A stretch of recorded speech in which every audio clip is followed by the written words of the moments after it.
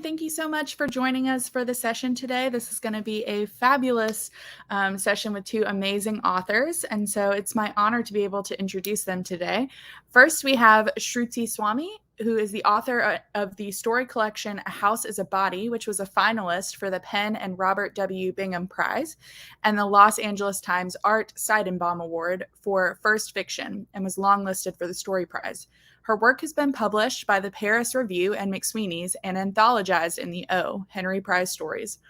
Her debut novel, The Archer, was published by Algonquin Books in September 2021 and has been longlisted for the Center for Fiction First Novel Prize. She lives in San Francisco. Our other author is Anjeli Enjeti. She is a former attorney, award-winning journalist, and activist. She writes a political column for Zora magazine and teaches creative writing in the MFA program at Reinhardt University.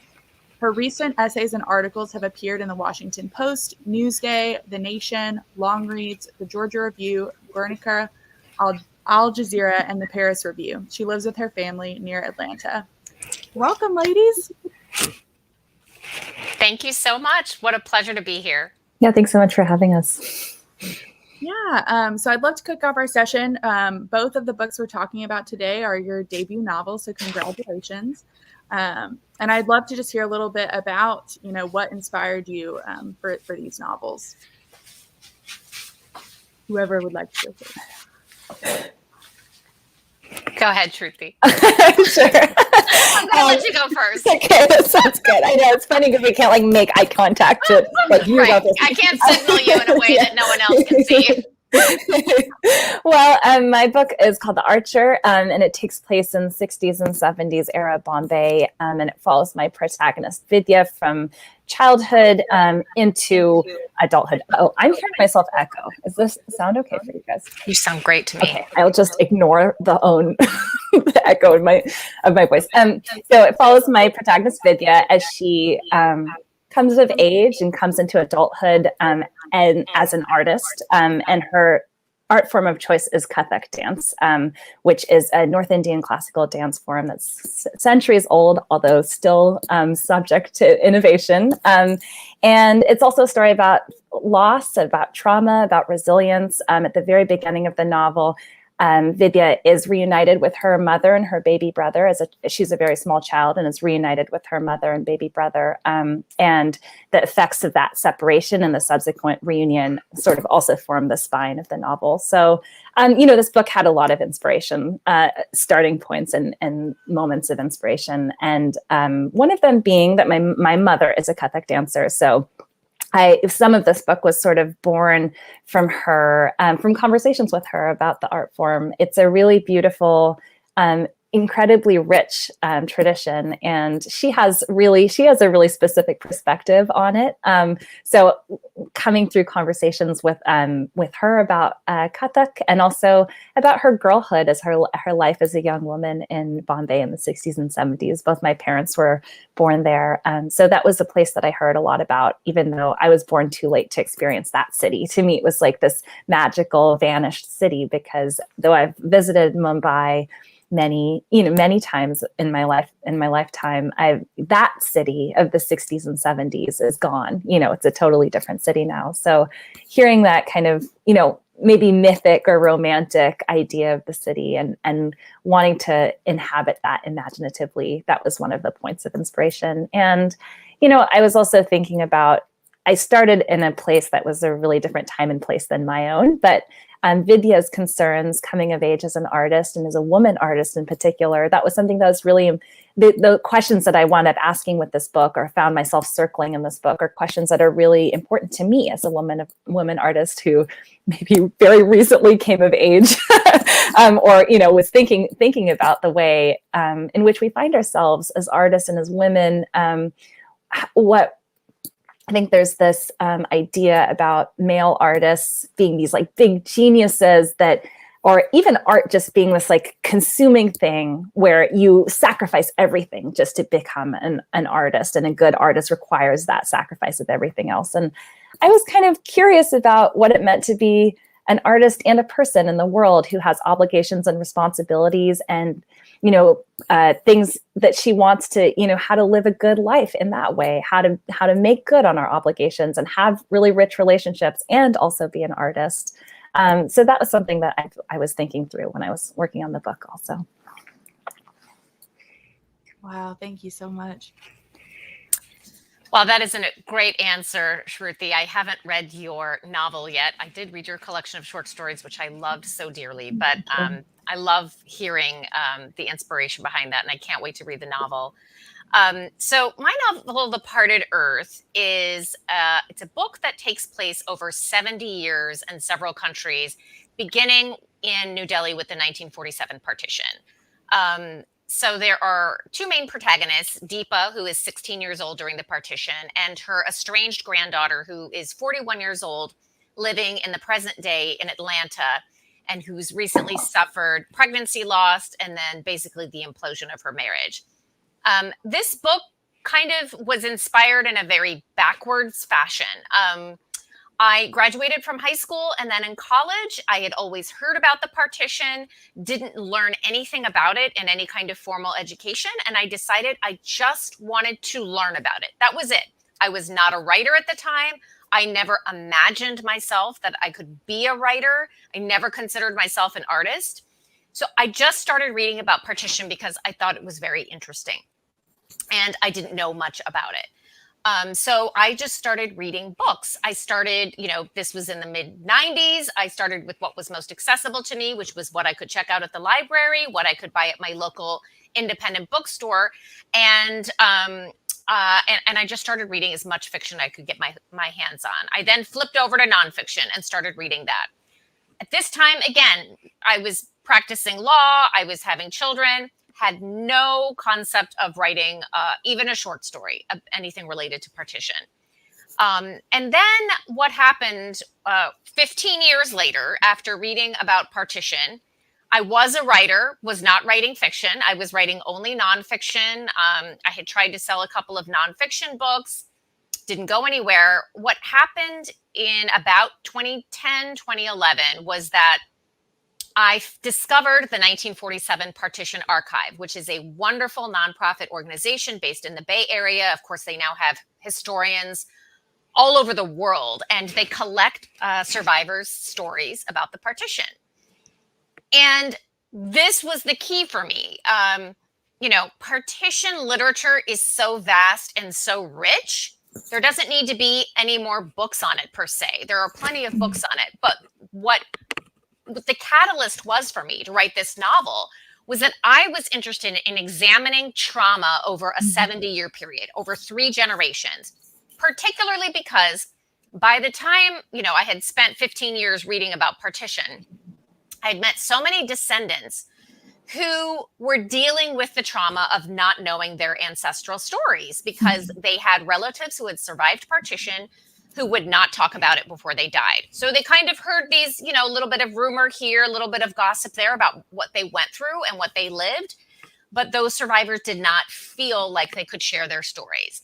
And so I began thinking about this archive, about the fact that almost 70 years passed before there was a formal, widespread effort to document these survivor stories. And that was the key to me, because when we think about things like Hiroshima and the Holocaust and other world events, sure, usually a few decades pass, but eventually, a government, some other nonprofit organization, a museum, something happens to collect these survivor stories. And for the longest time, there was very little effort to do so. And so that's how the novel idea came to me, was because I wanted to write partly about partition, but I really wanted to write about was a character living in the present day. Her name is Shawn Johnson, who is not only estranged from her family, her Indian family. She's biracial. She's half white, half Indian. Not only is she estranged from her family members who survived partition, but she's actually also estranged from her Indian heritage. Her Indian father had abandoned her at age 5. He passed away when she was 11. She was raised primarily by her mother in Seattle, and her mother was white. So I wanted to investigate what happens when we are cut off from our ancestral histories, our family members. How does that trauma get passed down through the generations? And that's when the idea for a book came to me, and that's what I wanted to write about. And in the novel, like in reality, there is an archive, and the archive ends up being an important device to reunite Sean with some of the members of her Indian heritage. So that's how it came to me. Wow, you both have such amazing stories behind your novels. You've both mentioned, that your books delve into loss and trauma. And how was that experience in writing the book? I mean, obviously, trauma is a very nuanced thing to go through. And was that difficult for you to write about? And how do you feel like it makes the story richer as you delve into those difficult topics? Do you want to go first, Anjali? All right. Twist my arm, Shruti. I'll take this one. So the characters in my novel go through some major trauma. I do have some similar experiences with Sean. For example, I've had multiple pregnancy losses. And so that was part of the access for me into that character. But for partition trauma specifically, I read hundreds and hundreds of excerpts of survivors. And while there's not really one character that sort of has a story similar to one of the survivors that I read, the characters are kind of an amalgamation. What I could do is very easily sort of access what that might be like.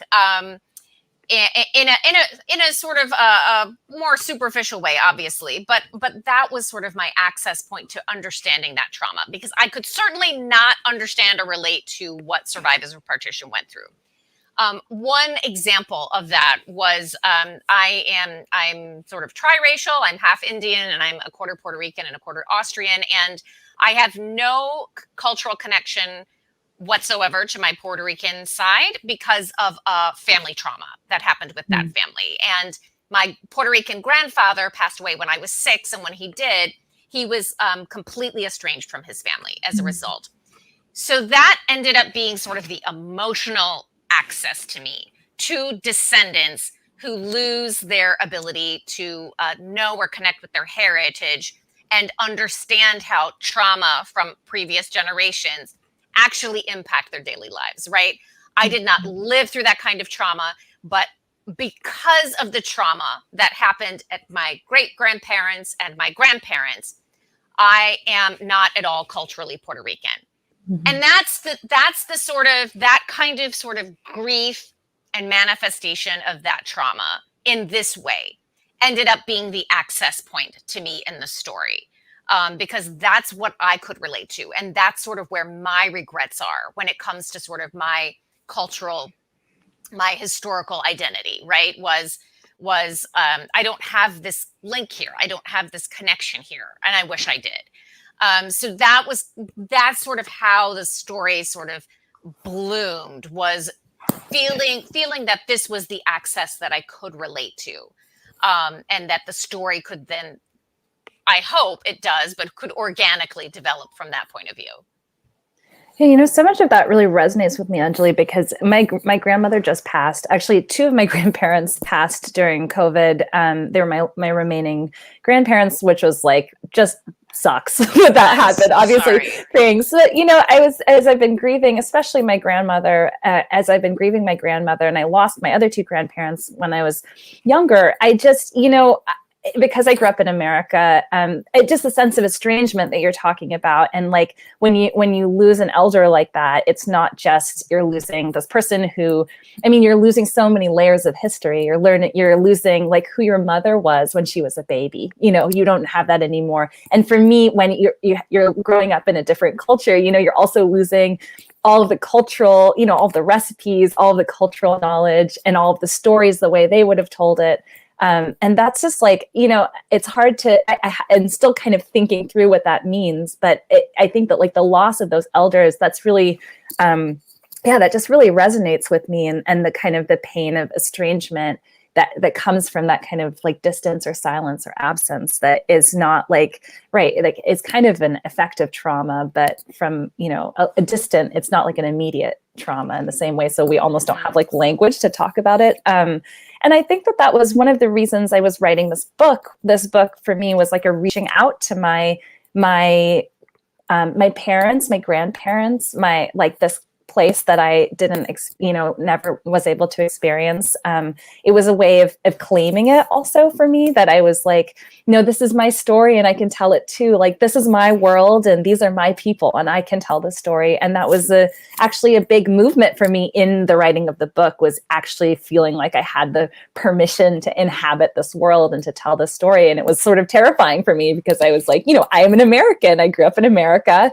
And I wanted to get that right and feel like I was doing justice to that, to a world and a experience, not like making a definitive, also not making a definitive portrait of Bombay necessarily from the 60s and 70s. And I think in terms of trauma, for me, the trauma that happens in my book is, very personal. Anjali, you're working with so many layers. You've got like a political, historical, huge moment, and also like the ways that like filters down into these personal relationships and identities. And for me, that this is a very intimate story of family, and the trauma that happens is in a family trauma. I think I was really interested in writing about it because and I wonder if this is similar for you, Anjali, that there was some way in which I wanted to write to the other side of that, to be like, how does one move on from this and live, not just keep shuffling forward day to bleak day, as like a shell of a person.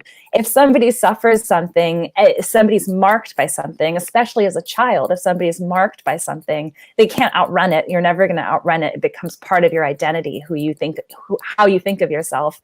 Can you still live a full and rich and joyful life? And how? And this book is this book through that exploration of trauma. And so I feel like a lot of dark, not a lot, actually, there's some difficult things that happen in this book.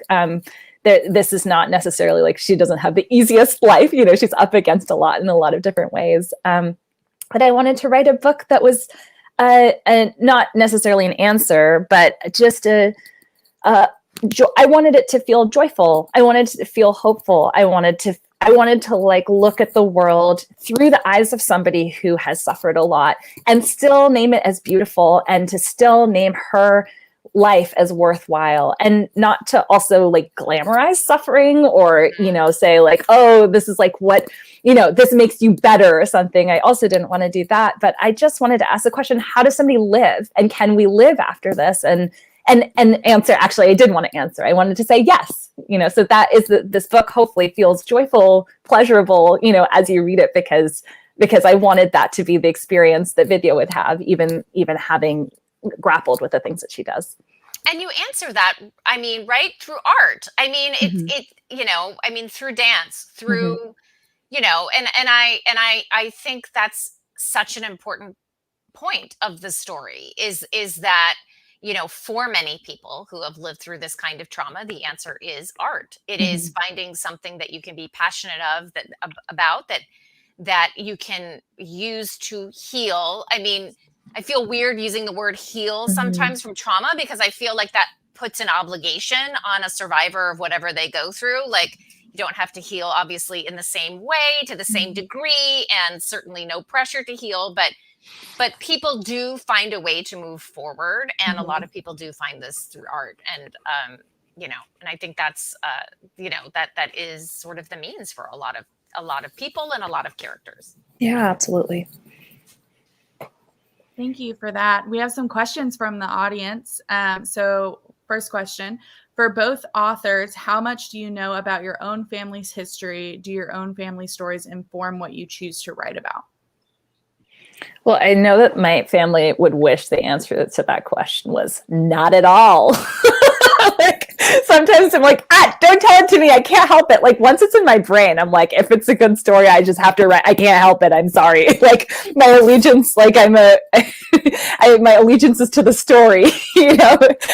So I'm very deeply informed by my family's, of what I know of my family's history. And hopefully I mean, everything I write, I feel like comes from a place of loving curiosity. So I actually think it's possible because I've read one, but normally I believe that like the best writing does not come out of revenge, of like really being angry at somebody and hating them, but trying to understand why something happened or why somebody would take an action that's surprising to you, or you know, or all of those things. Those to me, it feels like I can't write about my characters without actually like really loving them, and that my active attention towards them is an act, like paying attention is a form of love. So I'm deeply influenced by my family's history, and you know, a lot of what I wrote in my novel is definitely informed by many of the stories that my mom told me. Some of the stories actually came about because I was working on this novel. So I could ask my mom, and when she was alive, I could ask my grandmother, like, what was this like? And then some little story would come out that I would have never gotten otherwise. So, in that way, and then of course I like mashed it into this weird fictional thing. So only I know what's real and what's not. But it was, it was deeply informed by my family's history, and grateful that they were so generous, and nobody seems mad at me. I love it. Yeah, I mean, I'm sure every piece of writing I've ever done is deeply informed by my family's history. It's probably just not as obvious to anybody but me. I will say the exception to that is in The Parted Earth, there is a character named Gertrude who is Austrian and who is a survivor of World War II, who loses family members during the war, and she moves to London, where she meets Deepa in the 1950s. And she ends up, she's a minor character, but she ends up being like a very pivotal character in the book in helping to reunite Sean and Deepa. So my Austrian grandmother's name was Gertrude. And it was so funny because when I was writing the novel, I was like trying to name the Gertrude character a different name. But it's like, I just could see my grandmother's personality in this character so well that every other sort of Austrian name I came up with just did not work. So my grandmother, she's passed away, but her name was Gertrude. It was Gertrude is how it was pronounced. And the character in the book is Gertrude. And they share a little bit of similarities. My grandmother did live through World War II. She was 14. She was sent to a Nazi work camp. Her house was bombed while she was in it with her younger brother. Her mother fled to Steierling, which is a tiny village in the Alps, took the youngest kid, but left the other two in Linz during the war by themselves. So like, certainly there are some actual historical facts in her life that made it into the novel, but not all of them. But the personality was spot on. My grandmother was, she cursed, she was sarcastic, she was hilarious. She was stubborn, outspoken. She lost her husband at a young age, so she was extremely independent. Even before when she was married, she was still independent. So like, anyone who knew my grandmother will read Gertrude in The Parted Earth and be like, wow, you know, that is similar. And luckily, my grandmother was really amazing. And in fact, one of my essays in my nonfiction book that came out this year was all about her life. And I had interviewed her extensively about it. So I know she wouldn't have cared, and in fact would have been really flattered by it. But I otherwise feel like I'm influenced by things like character development and tone and, themes very much by my family history. But it doesn't really perfectly end up translating into the page, with the exception of Gertrude. Thank you. Our second question is, how did the pandemic affect your writing, and did it change what you want to write about? Well, I guess I'll go first because I think Shruti will just have a better answer. The pandemic. So let me get my lousy answer out of the way. My writing has been so affected by the pandemic in not super great ways. I was going through, so when the pandemic started, I'm trying to think, I was going through things like copy edits and page proofing. And thank God, because if I had been going through things like developmental edits, my brain would not have been able to handle them. I have really struggled as a writer this pandemic. That's my long way of saying it's been really tough for me to be creative. It's not only been tough for me to be creative, it's been really tough for me to read. I am reading, but I am reading a tenth of the number of books that I normally read. It's really impeded me. I've been in a really sort of down and frustrated state as a writer. I am working on another novel right now. It's like, it's just been like really, really difficult for me to get into it. Occasionally I'll have breakthroughs, but yeah, I think the mental fatigue and exhaustion of the pandemic has really affected me in multiple ways, but my creativity, it's taking too much space in my brain. I will say that even before the pandemic, I did not consider, I'm not the most creative person in the world. Like, creativity is a serious job for me. I'm not walking around like some of my writer friends with like 10 ideas for a short story, or gosh, I have like 3 ideas for a novel and I'm just not sure which to choose. No, that is not me at all. Creating is both a wonderful and a torturous process for me. And normally like that sort of balance between the two ends up working in my behavior, but it's been a struggle for me to write. It's been a struggle for me to create. I've had a hard time coming up with ideas, and I feel so mentally exhausted when I sit down to write some days that I just have to set it aside to, watch like The Real Housewives or whatever I need to watch. So I am doing a lot more self-care and trying to just sort of let go the fact that the writing is not really happening for me to the degree that I wish it was. Yeah, I'm very similar, Anjali, in that like I just actually don't think of myself as a very imaginative person. Like I'm just like, yeah, it like takes a lot to those first things where you're like trying to find the shape of the story or whatever. Like that's just like it's like pleasurably pulling teeth, sort of like I'm not like I don't feel like I'm like an ideas guy. I'm just like I'm almost like, oh my God, what happens now? I'm always like sort of in a panic when I'm working on something new, or I'm like, I have to make this, I have to like move this forward somehow. So yeah, I think really similar. That really resonated. Yeah, I think it's hard also to tease out because my book came out in August of 2020.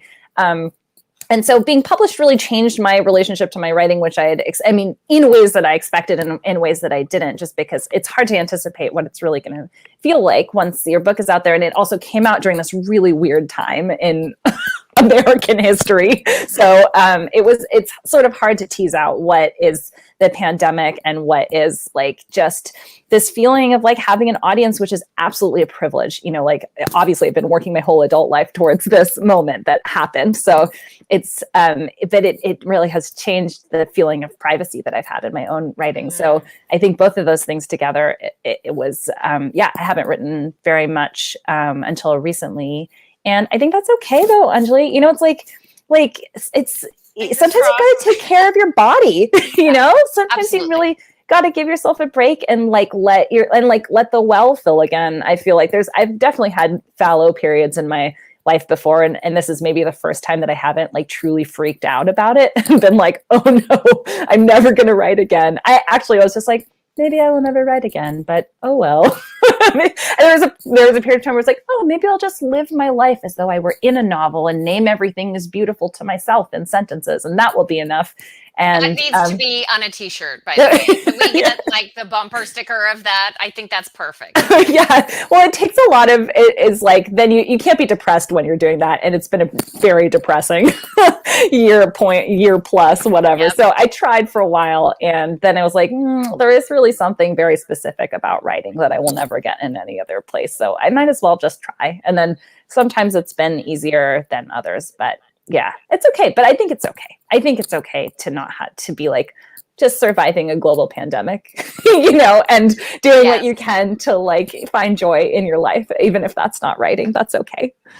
And if us talking about it in this way helps another writer feel more okay about any kind of state of stasis that they feel that they're stuck in, more power to it. I mean, if there is one thing that is good to come out of this pandemic, hopefully it is, I feel like we as writers and artists have been a lot more honest about the very toxic ways that the word productivity, how we envision it, how we use the word when we create, and how harmful it actually is to constantly be so focused on our output and what we're getting done when, and X number of words a week. Totally. I was so totally guilty of that myself up until the pandemic. Like I was just constantly trying to, force deadlines on myself when it wasn't working for me even before the pandemic. And so it wasn't until we were in the pandemic that I was like, I'm having a meltdown. And maybe it's because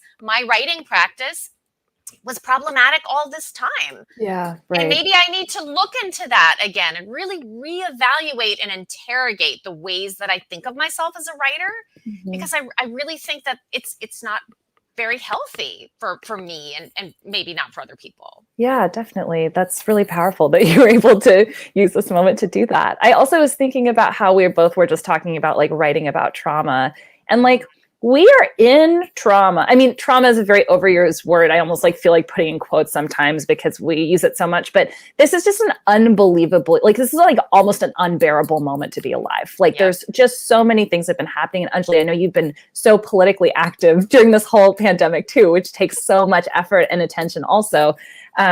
That this is just an unbearable moment to be alive if you're really paying attention, and we are paying attention, like dipping in and out of paying attention as much as we can bear. So I don't know, it's like you don't write about trauma when you're in trauma. You know what I mean? Like you have to sit with that feeling and move it through your body and assimilate it and come out through the other end of it. So even if we're not necessarily, even if we're not necessarily writing about the pandemic, it's okay. Like when we're in an emergency, we're still in an emergency.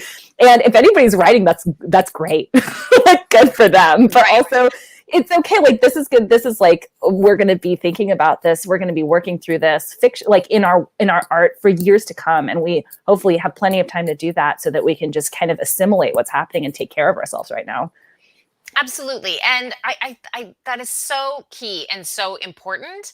And I think what I'm trying to sort of mentally tell myself as a writer is that,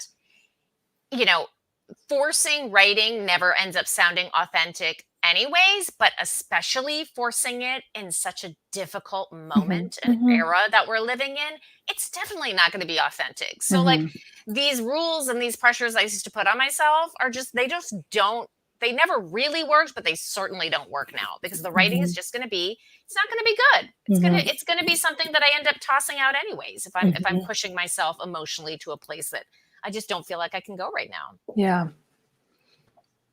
That actually leads into another question that the audience had. They said, can you both talk a little bit about dialogue and how you make it feel authentic to the characters' voices? Shruti, I'm going to let you take this one first. Well, this is going to sound like sort of esoteric, but I just listen. And that's maybe just my writing process in a nutshell. And sometimes it's so faint that I can't hear it and I'm stuck. But often if I just listen, there's something about the momentum and the rhythm of two people talking. I mean, I do think that one thing that makes good dialogue that does feel authentic is not having a writer's agenda. Like you can feel when a writer's hand is steering the conversation somewhere. And that, like, I need to let go often, even if I know I need to get somewhere, I'll just have that in the back of my mind, but just let them talk. Like the way that humans talk is so circuitous. incredible. Like, I did have a writing teacher, this like a very basic, wonderful writing assignment to just go sit and literally eavesdrop on people and write it down as much as you can, like verbatim, just so you can hear the patterns of speech and the way that people talk around something and come back and the kind of digressions. And also, very importantly, the ways that people can't listen to each other, you know, that somebody will say something and the next thing that the other person says does not respond to that. One of my best friend, Shamla Gallagher, genius Shamla Gallagher, one time told me probably the best piece of advice about writing dialogue, where she said, I think your characters understand each other too much. And there's a way where it's like, you know, we forget understanding the other person. Like sometimes we don't understand ourselves. We're like lying to ourselves. We want to be a certain way. So we're acting, we're saying a certain thing. And underneath we're doing something totally different. Where, you know, so just having the characters not always understand each other also was like, I always think about that when I'm writing dialogue. I think that was a perfect answer, Shruti. And I loved what you said about not having like the writer's agenda in a dialogue, because I feel like sometimes I like wait to this perfect conversation between characters to reveal something profound. And it sounds so fake and so false, and it just doesn't work. I mean, one of the most chaotic things that human beings do is talk to each other. It like doesn't make sense, right? And the conversation is so much of things like mannerism and tone and, you know, facial expressions. And, you know, not all of that translate perfectly into the text of dialogue that you put on a printed page. So yeah, absolutely. I mean, I think what everything you suggested is everything I would suggest. Listen to conversations, you know, talk to somebody, you know, record it, play it back, and really think about actually in every scene why you want dialogue there. Because even sometimes if you just ask yourself that question, what is the point of this conversation between the characters, you may find yourself not writing it in a conversation. That was awesome. I think we've all kind of read some of those scenes where you can tell that the writer's trying to lead you somewhere later on in the book, and you're like, I feel like this just gave away, you know, parts or plot points later on. We've got another question. Art seems very important to you both as writers. Are there particular pieces of art, music, or films that you feel have shaped you as a writer?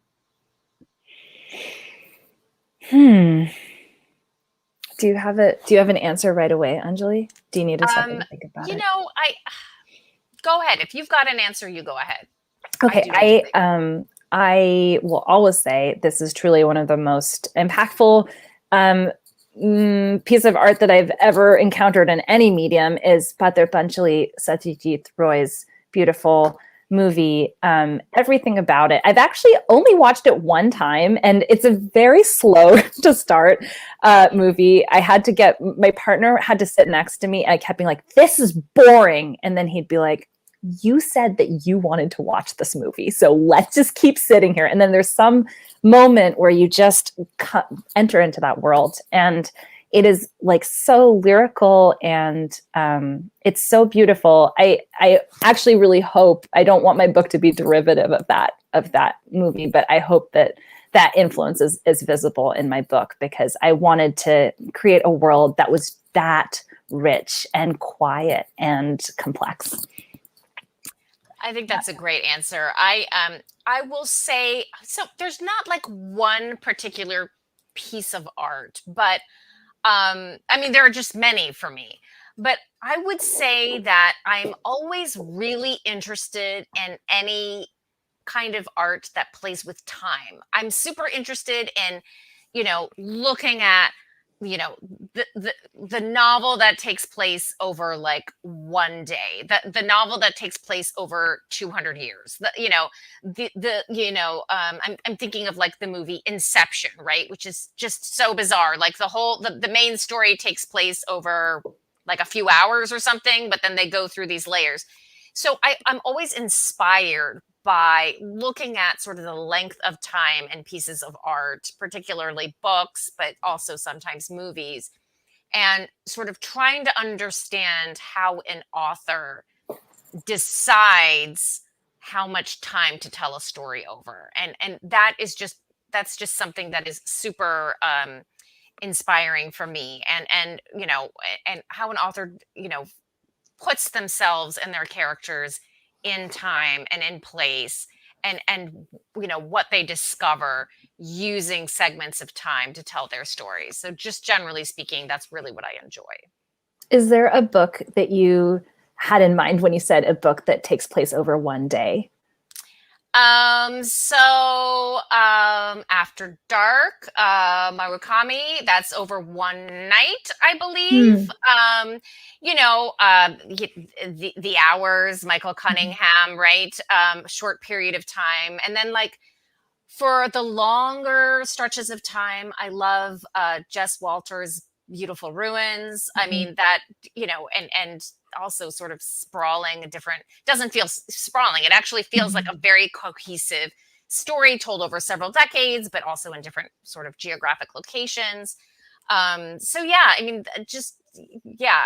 range of stories that I just, the Levi Leskar's Atlas and of Reds and Blues, right? It's like, it really just takes place over couple of hours maybe of this woman who's been shot in her driveway, but then it sort of just goes back into these wonderful flashbacks of the character sort of going through her entire life, but sort of over just this really short period of time. So yeah, those are just a couple of them.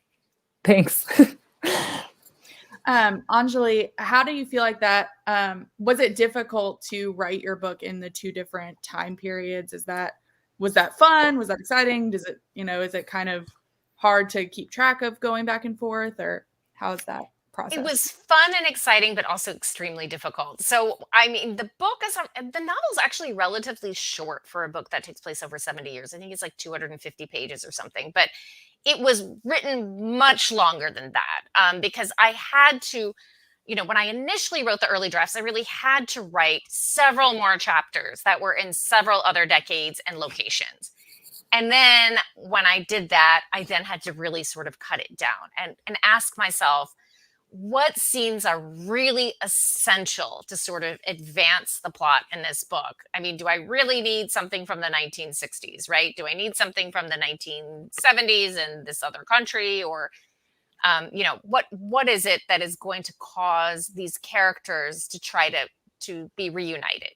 And once I asked those questions, a lot of those other scenes just fell away. So it was a little bit painful in that sense when it really came to the chopping block and trying to figure out what was essential to the story, much in the same way it is for every person who writes fiction or nonfiction, right? You have to make those crucial cuts sometimes.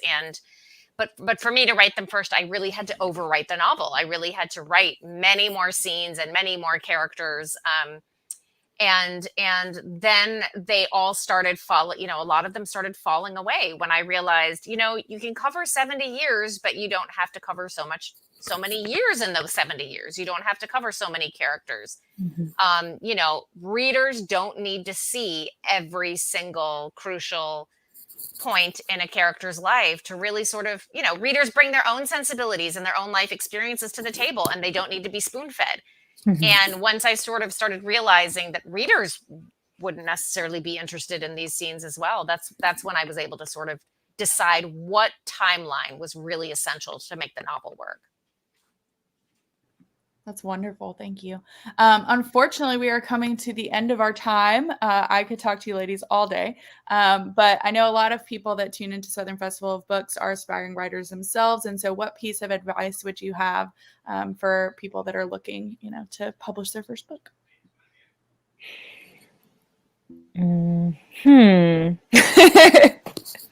I think that, oh no, I don't have anything. Wait, I think that what I would say is that I got a lot of advice when I was an aspiring writer, when I was starting out as a writer, and that most of the things that people told me just were basically meaningless to me until I lived them through myself. So I think that my only piece of advice would be to trust yourself, that then whatever doesn't resonate with you, you don't need to take it, or maybe it's not the right time for you to hear it. But if you really want to have a book in the world, you can do it, and it might be really hard.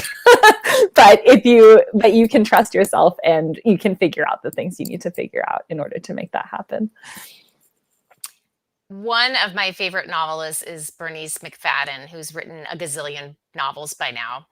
And I heard her speak in Atlanta several years ago, and she said she gave some advice that I think is probably the most important advice I needed to hear as a writer, which was, she said something like, and hopefully I'm not bludgeoning this paraphrase, but she said, "I'm not creative every day, so I don't write every day." And I found that to be extremely liberating, meaning you don't have to put yourself on a schedule. You don't have to feel like you have to work at something when you're not in the mood. You may not be feeling something at the moment, so then just step away from your laptop. And I really appreciated that, because I think I was at a point in my life many years ago where I just felt like, I wasn't going to be a serious writer if I didn't have some kind of serious writing routine. And when I heard that, I really felt very liberated as a writer. Thank you for that. Well, thank you so much, Anjali and Shruti. Be sure to check out, everyone that's been tuning in, be sure to check out Anjali's The Parted Earth and Shruti's The Archer. And thank you so much for your time today. Thank you for having me. Yeah, thanks for having me.